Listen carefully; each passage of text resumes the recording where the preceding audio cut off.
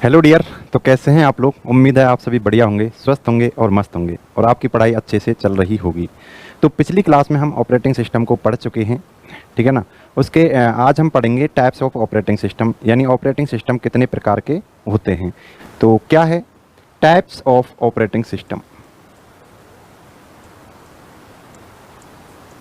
Types of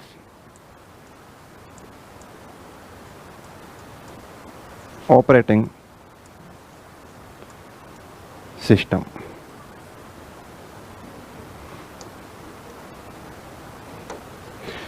तो इसमें types में पहला टाइप आता है दोस्तों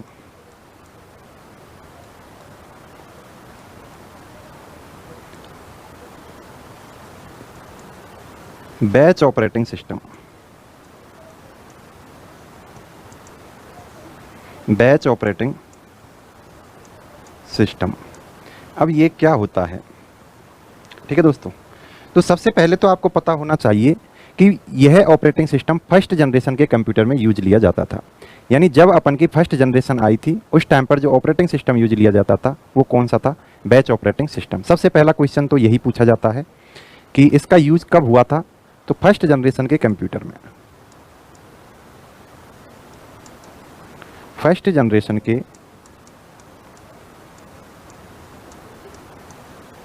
कंप्यूटर में इसका यूज हुआ, ठीक है ना। उसके बाद सेकंड क्वेश्चन इससे बनता है कि यह अपनी प्रोसेसिंग कैसे करता था, ठीक है ना। तो इसमें क्या था दोस्तों, एक शब्द आ रहा है बैच, यानी इसके अंतर्गत जो भी कार्य हैं, समान कार्य हैं, उनका एक बैच बनाया जाता था। इसको आप ऐसे समझ सकते हैं कि किसी बस स्टैंड पर एक बस खड़ी हुई है, ठीक है ना। वह 30 सीटर है, 30 या 40 सीटर, कितने भी आप मान सकते हो। वह उस बस स्टैंड से तब तक नहीं चलेगी जब तक उसके कितनी सवारी नहीं आ जाएं। 30 सीटर है तो 30 नहीं आ जाएं, 40 है तो 40 नहीं आ जाएं। यानी कि इस बस को चलने के लिए शर्त क्या होगी कि आपकी 40 सवारी आना जरूरी है। यानी कि ये बस वाला क्या कर रहा है, 40 लोगों का एक बैच बना रहा है। यानी जब तक 40 नहीं आ जाएंगे उससे पहले ये अपना काम नहीं करेगा, यानी ये नहीं चलेगी। जब ये बैच ऑपरेटिंग सिस्टम चलता था उस टाइम पर सभी के पास कंप्यूटर नहीं होते थे, क्योंकि हम फर्स्ट जनरेशन की बात कर रहे हैं, यानी 1960-70 के ईस्वी की बात कर रहे हैं। तो उस टाइम पर किसी एक कंपनी के पास कंप्यूटर होता था, वहाँ पर हम अपने वर्क करने के लिए जाते थे, ठीक है। अब हम वहाँ पर वर्क करने के लिए जाते थे तो कंप्यूटर वाला जो वहाँ पर जो कंपनी है वो ये कहता था कि आपका क्या काम है। तो हम बोलते थे यदि मेरा काम MS वर्ड में करना है, मुझे MS वर्ड चलाना है, तो वो यह बोलता था कि भाई अभी आप अकेले ही आए हो, कम से कम 30 लोग और आ जाने दो, उसके बाद हम हमारे कंप्यूटर को स्टार्ट कर देंगे, उसके बाद आप अपना काम कर लेना। यानी कि उसने क्या किया, 30 लोगों का और वेट किया, ठीक है ना। तो ये क्या किया, ये उसने बैच बनाया किसी भी प्रोसेसिंग को करने के लिए, ठीक है। तो इसके अंतर्गत क्या होता है,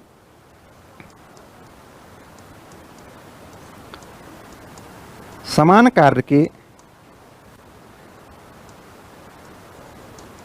बैच बनाए जाते हैं। बैच का मतलब आप समझ सकते हो एक समूह। जैसे कोचिंगों में बैच स्टार्ट होते हैं, ठीक है ना। तो बैच में क्या होता है, स्टूडेंट होते हैं तो उनकी एक संख्या निर्धारित होती है कि बैच कब स्टार्ट होगा, कम से कम 40 क्वेरी आ जाएं अपन के रिसेप्शन पर, उस टाइम पर अपन बैच स्टार्ट कर देंगे। तो यानी बैच बनाने के लिए उन्होंने क्या किया कि कम से कम इतनी प्रोसेसिंग तो आ जाए अपन के लिए, ठीक है। उसी हिसाब से इस बैच ऑपरेटिंग सिस्टम में होता था, यानी समान कार्य के बैच बनाए जाते थे। इसका मैं एक एग्जाम्पल और देना चाहूँगा। आप ई मित्र वाले के पास जाते हो, ठीक है ना, और लोग भी ई मित्र वाले के पास आते हैं। तो ई मित्र वाले के पास जाकर आप बोलते हैं कि मुझे एक वैकेंसी आई हुई है, उसका फॉर्म भरना है। कोई दूसरा बंदा आया है, वह बोल रहा है कि मुझे मेरे आधार कार्ड से मेरे मोबाइल नंबर को लिंक कराना है और बहुत भीड़ इकट्ठी हो रखी है। तो ई मित्र वाला क्या बोलेगा कि ऐसा करते हैं, हम जिसको पहले फॉर्म भरना है पहले हम फॉर्म भर लेते हैं। तो वो बोलेगा कि जिसको फॉर्म भरना है वो मेरे पास आ जाओ, ठीक है ना। तो सभी जिसको फॉर्म भरना है वो उसके पास चला जाएगा, यानी वो फिर ये बोलेगा कि कम से कम 30 लोग आ जाएंगे तभी मैं इस कंप्यूटर को स्टार्ट करूँगा, ठीक है। तो जैसे ही 30 लोग इकट्ठा होंगे उसके बाद वो कंप्यूटर को चालू कर देगा और अपना प्रोसेसिंग यानी आपके फॉर्म भरना स्टार्ट कर देगा। यानी जो बंदा पहले पहुँच चुका है उसको 30 लोग और आए तब तक वेट करना पड़ा। यानी कि इस बैच ऑपरेटिंग सिस्टम में रेस्पॉन्स टाइम बहुत ज़्यादा होता था। रेस्पॉन्स का मतलब है दूसरा जो व्यक्ति है उसको अपना काम कराने के लिए बहुत समय तक इंतजार करना पड़ता था, ठीक है ना। तो ये बैच ऑपरेटिंग सिस्टम हो गया। यानी कि वो क्या कर रहा है, सबसे पहले आपके फॉर्म भर रहा है, उसके बाद वो आधार कार्ड वालों को बुला लेगा, यानी ऐसे वो समान कार्य के बैच बना रहा है। तो ये जिस ऑपरेटिंग सिस्टम में ये फैसिलिटी यूज ली जाती थी उसको क्या बोलते थे, बैच ऑपरेटिंग सिस्टम। ये राजस्थान पुलिस के अंतर्गत आया हुआ क्वेश्चन है, आपके समझ में आ गया होगा कि बैच ऑपरेटिंग सिस्टम क्या होता है। इसमें क्या होता था, रेस्पॉन्स टाइम बहुत ज़्यादा होता था, रेस्पॉन्स टाइम बहुत ज़्यादा होता था, बहुत ज़्यादा होता था, ठीक है ना। यानी कि कोई बंदा पहले नंबर पर पहुंच गया, ठीक है ना, उसको बहुत देर तक यानी 30 लोगों के आने तक इंतजार करना पड़ रहा है, ठीक है। तो यही क्या हो गया, आपका रेस्पॉन्स टाइम हो गया।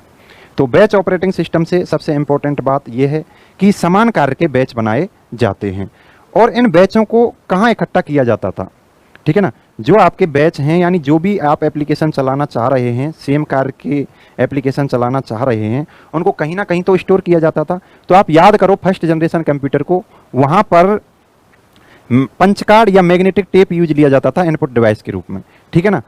तो जो आपके बैच हैं, बैच को पंच कार्ड या मैग्नेटिक टेप के अंतर्गत स्टोर किया जाता था, स्टोर किया जाता था। यहां पर एक शब्द आया है पंच कार्ड। पंच कार्ड क्या है दोस्तों, फर्स्ट जनरेशन में इनपुट के रूप में ये डिवाइस उपयोग होती थी। इसके इन्वेंटर का नाम पूछा जाता है कि पंच कार्ड के इन्वेंटर कौन हैं। तो पंच कार्ड के इन्वेंटर हैं हरमन होलेरिथ, ठीक है ना। तो ये क्वेश्चन भी अक्सर एग्जाम में आता रहता है, तो ये क्वेश्चन भी आपको आना चाहिए। उसके बाद हम चलते हैं मल्टी प्रोग्रामिंग ऑपरेटिंग सिस्टम पर। यह आपका पहला ऑपरेटिंग सिस्टम हो गया, बैच ऑपरेटिंग सिस्टम।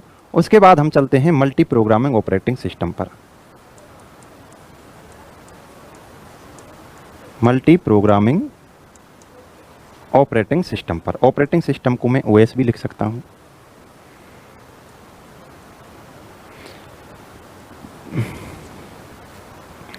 इसमें मल्टी प्रोग्रामिंग में क्या है दोस्तों कि इसके अंतर्गत मल्टी प्रोग्रामिंग की जा सकती थी। वहां पर क्या हो रहा था कि बैच बनाया जा रहा था, यानी पहला आदमी तब तक वर्क नहीं कर सकता जब तक 30 और नहीं आ जाएं, ठीक है ना। पहला आदमी तब तक वर्क नहीं कर सकता था जब तक 30 और नहीं आ जाएं। लेकिन इसके अंतर्गत ऐसा नहीं था। इसके अंतर्गत ये था कि आप यदि जब भी आओ उसी टाइम आप वर्क करना स्टार्ट कर दो। यानी कि वो तो लोगों से जोड़कर देख लिया अपन ने। अब प्रोसेसिंग के अंतर्गत चलते हैं। प्रोसेसिंग में मतलब यदि आप एमएस वर्ड पर वर्क करना चाह रहे हो तो आप कर सकते हो, तुरंत कर सकते हो। आपको ऐसा नहीं है कि और प्रोसेस लानी पड़ेंगी एमएस वर्ड के, भाई और कौन कौन एमएस वर्ड पर वर्क करना चाहता है, ठीक है ना। उसके बाद आप क्या कर सकते हो, जब आपने एमएस वर्ड पर वर्क कर लिया उसके बाद आप म्यूजिक प्लेयर पर वर्क कर सकते हो, ठीक है ना। आप गूगल क्रोम पर वर्क कर सकते हो, ठीक है। आप मतलब और भी जो भी होता है अपनी जो गैलरी है, ड्राइव है, इनके अंतर्गत आप अपनी पिक्स वगैरह ये देख सकते हो। ये एक तरह से क्या होगा, ये प्रोसेसिंग ही तो हो रही है। आप इंस्टाग्राम चला सकते हो इसके अंतर्गत, व्हाट्सएप चला सकते हो कंप्यूटर के अंतर्गत। लेकिन होता क्या था दोस्तों कि एक बार में एक ही चलता था। मतलब यदि आप एमएस वर्ड चला रहे हो, जब तक आप एमएस वर्ड को क्लोज नहीं कर दोगे तब तक आप दूसरी किसी प्रोसेस को यानी दूसरे किसी एप्लीकेशन को नहीं चला सकते थे। इसका मतलब है कि ये मल्टी प्रोग्रामिंग तो कर रहा है लेकिन एक प्रोसेस के बाद दूसरी प्रोसेस को ले रहा है, एक साथ प्रोसेस को यानी एक साथ एप्लीकेशंस को रन नहीं करा रहा है, ठीक है ना। तो इसमें क्या था कि आप मल्टी प्रोग्रामिंग यानी मल्टीपल एप्लीकेशन को चला सकते थे, मल्टीपल एप्लीकेशन को कंप्यूटर में चला सकते थे। लेकिन दोस्तों इसमें परेशानी ये थी कि आप एक साथ नहीं चला सकते, ठीक है ना। जैसे आज के टाइम पर अपन क्या करते हैं हम म्यूजिक भी साथ साथ चला लेते हैं, और म्यूजिक अपन ने कंप्यूटर में चला दिया, उसके बाद हम कंप्यूटर पर और भी कोई फाइल अपन खोल सकते हैं, ओपन कर सकते हैं, या एमएस वर्ड पर वर्क कर सकते हैं, ठीक है ना। म्यूजिक चलाते हुए हम गूगल क्रोम पर वर्क कर सकते हैं। लेकिन पहले ऐसा नहीं था। पहले क्या था कि आप मल्टी प्रोग्रामिंग यानी मल्टीपल एप्लीकेशन चला तो सकते हो, लेकिन एक साथ नहीं चला सकते। पहले आपने यदि कोई एक एप्लीकेशन खोल रखा है, पहले आपको उसे क्लोज करना पड़ेगा, तब आप दूसरा चला सकते हो। इसका मतलब क्या है कि देखो, आपके पास ये एप्लीकेशन है, application 1, application 2, application 3, application 4, application 5, ठीक है ना। आप इन सभी को चला सकते हो, मल्टी प्रोग्रामिंग कर सकते हो, लेकिन क्या होगा, ये सभी किसके पास जाएंगी? सीपीयू के पास। ये कहां पर पड़ी हुई हैं? रैम के अंतर्गत। जो भी आप प्रोसेसिंग कराते हो सबसे पहले रैम के अंतर्गत जाती है। तो रैम के पास से सीपीयू के पास ये आपकी जो भी एप्लीकेशन है ये चलने के लिए, रन होने के लिए जाएंगी। लेकिन उससे पहले क्या होगा, यदि ये आपकी A1 हो रही है, A1 को मैं मान लेता हूं ये आपकी फेसबुक है। यदि आपने फेसबुक चला रखी है तो उसके साथ आप इस A2 को नहीं चला सकते, पहले आपको FB को क्लोज करना पड़ेगा। यानी कि उसके बाद जैसे ही क्लोज कर दोगे आप A2 को चला लो, यानी ये आपका YouTube हो गया, एक तरह से आप एग्जांपल मान लो। यानी उसके बाद आपने YouTube चला लिया, उसके बाद आपने कोई MS वर्ड की फाइल खोल ली YouTube को क्लोज करके। यानी कि आप क्या कर रहे हो, मल्टी प्रोग्रामिंग कर तो सकते हो, लेकिन एक साथ नहीं कर सकते कि फेसबुक को चलाते हुए उसको श्रिंक करके दूसरा एप्लीकेशन खोल लिया, उसको श्रिंक करके तीसरा एप्लीकेशन खोल लिया। ऐसे आप नहीं कर सकते। आज के टाइम पर ऐसे हम कर सकते हैं। इसलिए मल्टी प्रोग्रामिंग के अंतर्गत क्या होता था दोस्तों, कि आप मल्टीपल एप्लीकेशन चला सकते हो, लेकिन एक साथ नहीं चला सकते। मल्टीटास्किंग और मल्टी प्रोग्रामिंग में बस यही डिफरेंस है थोड़ा सा। मल्टीटास्किंग में आप एक साथ प्रोग्राम चला सकते हो, लेकिन आप इसके अंतर्गत नहीं चला सकते। तो मुझे उम्मीद है ये आपके समझ में आ गया होगा। यानी कि मल्टीपल एप्लीकेशन को कंप्यूटर में आप चला सकते हो, लेकिन एक टाइम पर नहीं चला सकते, एक टाइम पर नहीं चला सकते,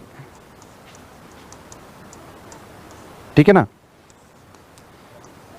पहले रन हो रही एप्लीकेशन को बंद करना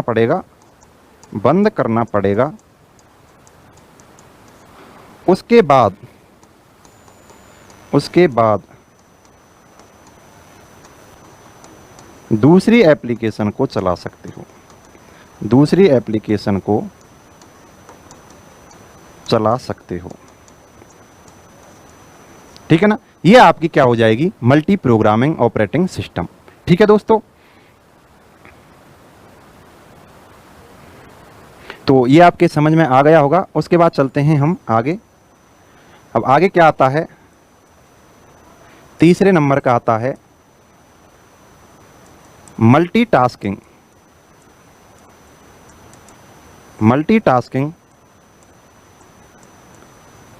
ऑपरेटिंग सिस्टम।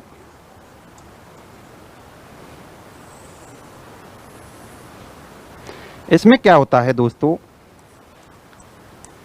एक साथ एक ही समय पर विभिन्न एप्लीकेशन को, एप्लीकेशन का मतलब है एप्स, विभिन्न एप्लीकेशन को रन कर सकते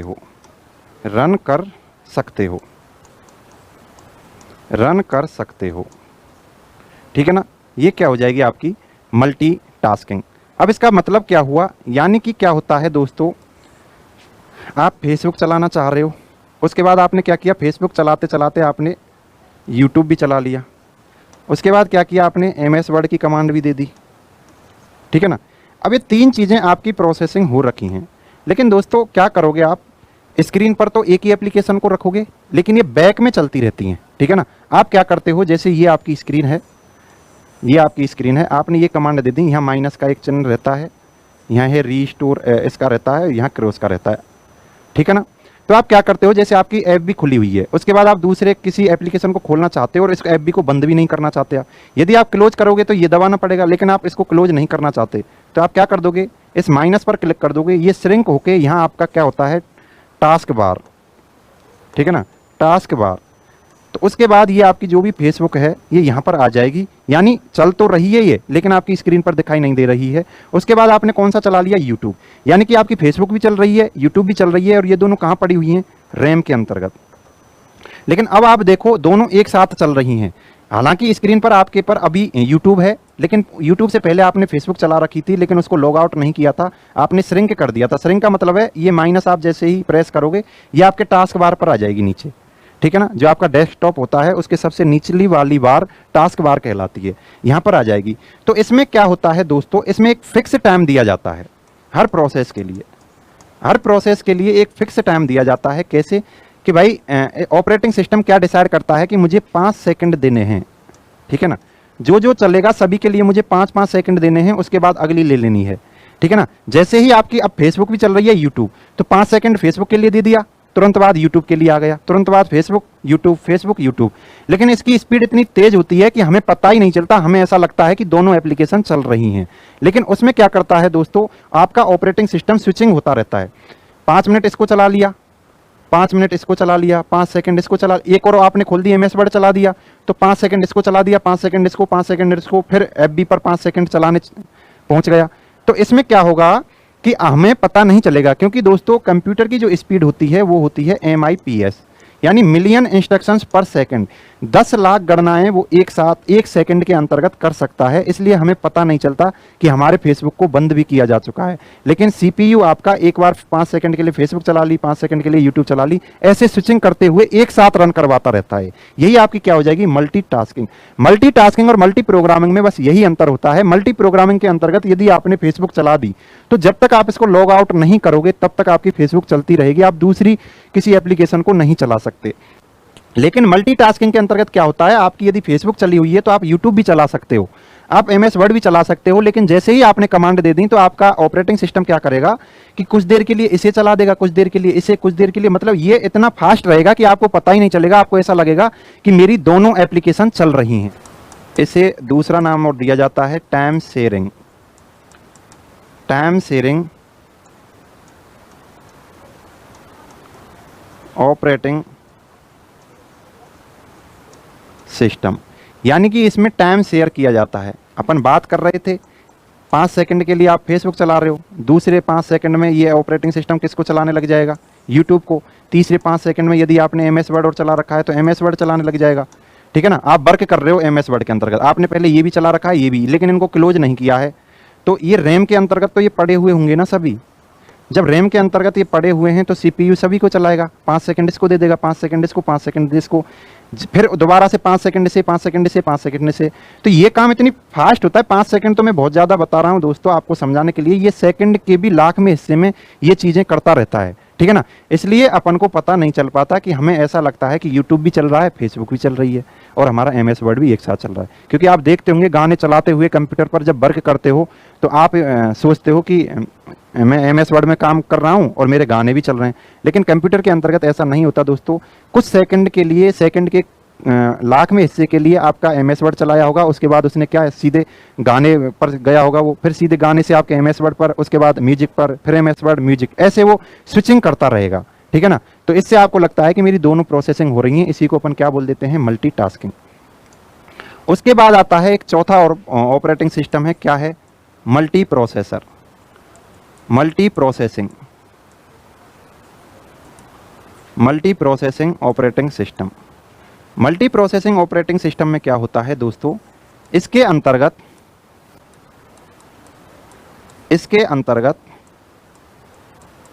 देखो मल्टी प्रोसेसिंग बोल रहा है तो इसके अंतर्गत दो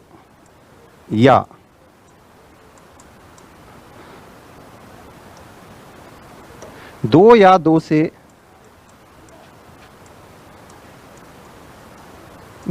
दो से अधिक मल्टी प्रोसेसर होते हैं।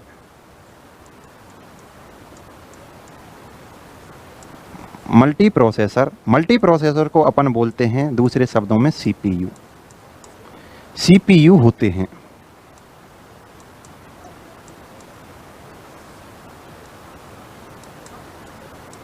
CPU होते हैं, ठीक है ना।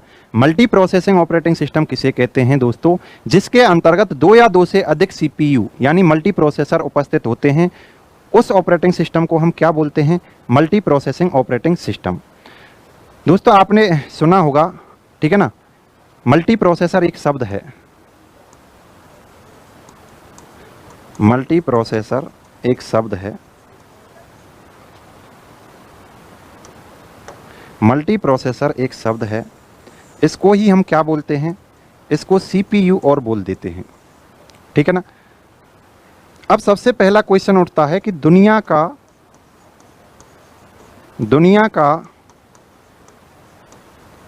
पहला मैक्रो प्रोसेसर,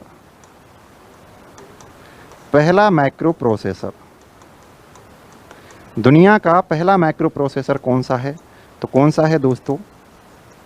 इंटेल 4004। किस कंपनी ने बनाया है? इंटेल ने। उसके बाद यदि हम बात करें इंडिया का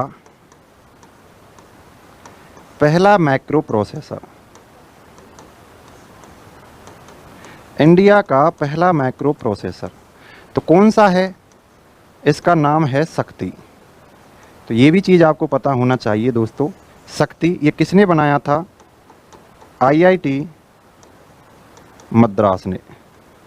आईआईटी मद्रास ने आपका जो इंडिया का पहला मैक्रो प्रोसेसर यानी सीपीयू बनाया था, ठीक है ना। ये दोनों क्वेश्चन इंपॉर्टेंट हैं, आते रहते हैं। तो आपके समझ में आ गया होगा मल्टी प्रोसेसिंग ऑपरेटिंग सिस्टम क्या होता है, जिसके अंतर्गत दो या दो से अधिक सीपीयू होते हैं। उस ऑपरेटिंग सिस्टम को क्या कहेंगे अपन? Multi processing operating system. और मल्टी प्रोसेसर दोस्तों किस किस कंप्यूटर में उपयोग में आते हैं ये भी हम देख लेते हैं। आपने टाइप्स ऑफ कंप्यूटर पढ़ा होगा, टाइप्स ऑफ कंप्यूटर आपने पढ़ा होगा, टाइप्स ऑफ कंप्यूटर, ठीक है ना। आपने पहला कंप्यूटर पढ़ा होगा मैक्रो कंप्यूटर, मैक्रो कंप्यूटर, यहाँ से भी क्वेश्चन पूछ लिया जाता है। उसके बाद आपने पढ़ा होगा मिनी कंप्यूटर, उसके बाद आपने पढ़ा होगा main frame computer, main frame computer, उसके बाद आपने पढ़ा होगा सुपर कंप्यूटर, ठीक है दोस्तों। तो इसके अंतर्गत दोस्तों एक सीपीयू होता है, एक सीपीयू होता है। जो हमारे मैक्रो कंप्यूटर होते हैं इनको अपन पर्सनल कंप्यूटर भी बोलते हैं, जिन्हें हम घरों में यूज लेते हैं। मैक्रो कंप्यूटर को घरेलू कंप्यूटर भी बोलते हो, ठीक है ना। मैक्रो कंप्यूटर के बारे में आगे लिख दूंगा दोस्तों मैं। इसके अंतर्गत एक सीपीयू होता है और इन तीनों के अंतर्गत एक से ज़्यादा सीपीयू होते हैं, एक से ज़्यादा सीपीयू होते हैं, एक से ज़्यादा सीपीयू होते हैं, ठीक है ना। तो ये भी क्वेश्चन पूछ लिए जाते हैं कि आपके मैक्रो कंप्यूटर में कितने सीपीयू होते हैं या कितने मैक्रो प्रोसेसर होते हैं? एक होता है। मिनी कंप्यूटर या main frame computer, super computer में कितने सीपीयू होते हैं? तो आपके एक से ज़्यादा सीपीयू होते हैं, ठीक है। तो ये भी आपको याद रहना चाहिए। अब दोस्तों यूजर के आधार पर भी ऑपरेटिंग सिस्टम को बांटा गया है, बेस्ड ऑन यूजर, ठीक है ना। यानी कि किसी ऑपरेटिंग सिस्टम पर कितने यूजर वर्क कर सकते हैं, इस आधार पर भी ऑपरेटिंग सिस्टम को बांटा जाता है। तो इसके दो टाइप्स होते हैं, एक होता है single user, single user operating system, और दूसरा होता है मल्टी यूजर ऑपरेटिंग सिस्टम। यानी कि जिसके अंतर्गत एक से ज़्यादा यूजर वर्क कर सकते हैं उस ऑपरेटिंग सिस्टम को क्या कहेंगे? Multi user operating system. जिसके अंतर्गत सिंगल यूजर वर्क कर सकता है उसे क्या कहेंगे? Single user operating system. जब आप सिंगल यूजर ऑपरेटिंग सिस्टम की बात कर रहे होंगे तो यहाँ पर एक सीपीयू यूज हो रहा होगा। उसके बाद जब आप मल्टी यूजर ऑपरेटिंग सिस्टम की बात कर रहे होंगे तो यहाँ पर एक से ज़्यादा सीपीयू यूज हो रहे होंगे। इसलिए दोस्तों अपन ने अभी लिखा था मैक्रो, मिनी, मेन फ्रेम और super computer.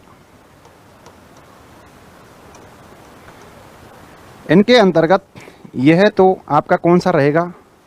Single user operating system use लेगा। उसके बाद इन तीनों के अंतर्गत multi user operating system use लिए जाएंगे। सिंगल यूजर का मतलब क्या होता है दोस्तों, ठीक है ना। सिंगल यूजर का मतलब है उस कंप्यूटर पर केवल एक ही यूजर वर्क कर सकता है एक टाइम पर, ठीक है ना। जो भी कमांड दी जाएगी एक ही यूजर वहां पर दे सकता है। लेकिन यदि आप बात करते हो मल्टी यूजर ऑपरेटिंग सिस्टम की, वहां पर एक से अधिक यूजर एक साथ कमांड दे सकते हैं, इसलिए इनको क्या बोला जाता है, मल्टी यूजर ऑपरेटिंग सिस्टम। तो मुझे उम्मीद है दोस्तों ये आपको ये बेस्ड ऑन यूजर के आधार पर भी आपको ऑपरेटिंग सिस्टम समझ में आ गए होंगे। उसके बाद एक और देख लेते हैं दोस्तों, जब हम सॉफ्टवेयर की बात करते हैं, यदि मैं बात करूं आपके सॉफ्टवेयर के बारे में, तो सॉफ्टवेयर को हमने पहले दो टाइप्स में बांटा था। पहला था सिस्टम सॉफ्टवेयर और दूसरा एप्लीकेशन सॉफ्टवेयर। उसका आधार क्या था कि इनकी आवश्यकता कहां पर हो रही है, कहां इन्हें यूज ले रहे हैं, ये कहां पर यूज हो रहे हैं, उस आधार पर बांटा था। अब हम सॉफ्टवेयर को बांटते हैं कि किसको हमें खरीदना पड़ता है और कौन हमें फ्री मिलता है, ठीक है ना। इस आधार पर भी सॉफ्टवेयर दो तरह के होते हैं। एक होता है दोस्तों open source software. Open source software यानी कि जो ऑपरेटिंग सिस्टम या जो भी सॉफ्टवेयर ओपन सोर्स सॉफ्टवेयर है उसे हमें खरीदने की आवश्यकता नहीं है, उसे खरीदने की आवश्यकता नहीं है। यानी कि ये फ्री में मिलते हैं। और दूसरा टाइप होता है इसका दोस्तों प्रोपराइटर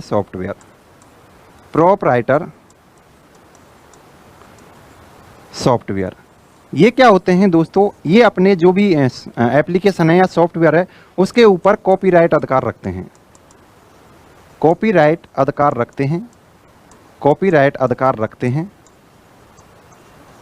हैं। इन्हें हमें खरीदने की आवश्यकता होती है, इन्हें हमें खरीदने की आवश्यकता होती है,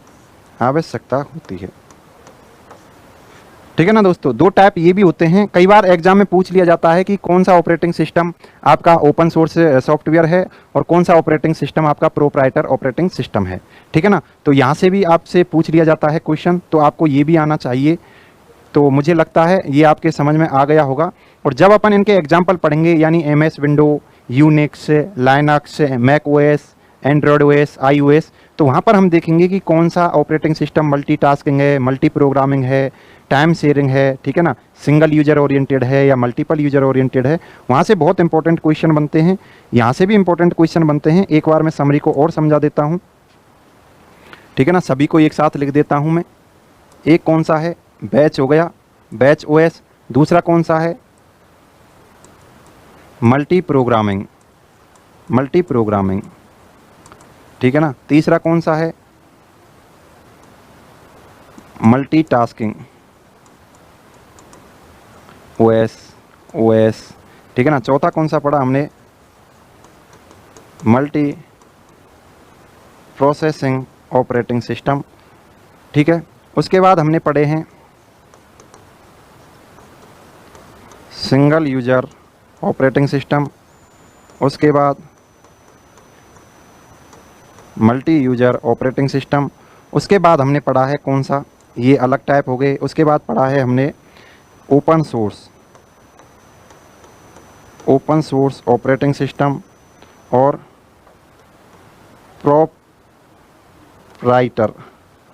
प्रोपराइटर, हिंदी में लिख लो आप,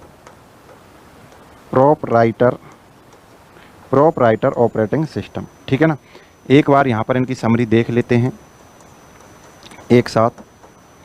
देखो जब आपसे बोल दे, ठीक है ना, मैं ऊपर की साइड से चल रहा हूँ, कि बैच ऑपरेटिंग सिस्टम क्या होता है। इसकी एक लाइन आती है कि इसमें समान कार्य के, यानी जिस एप्लीकेशन को आप रन करना चाहते हो, तो सेम एप्लीकेशन को पहले एक साथ इकट्ठा किया जाता है, उसके बाद इनको रन करवाया जाता है। यानी यहाँ पर सेम कार्य के क्या बनाए जाते हैं, समूह बनाए जाते हैं, ठीक है ना, ग्रुप बनाए जाते हैं, बैच बनाए जाते हैं, ठीक है ना। तो सेम एप्लीकेशन सेम सॉफ्टवेयर के ग्रुप बनाए जाएंगे, किसके अंतर्गत, बैच ऑपरेटिंग सिस्टम के अंतर्गत।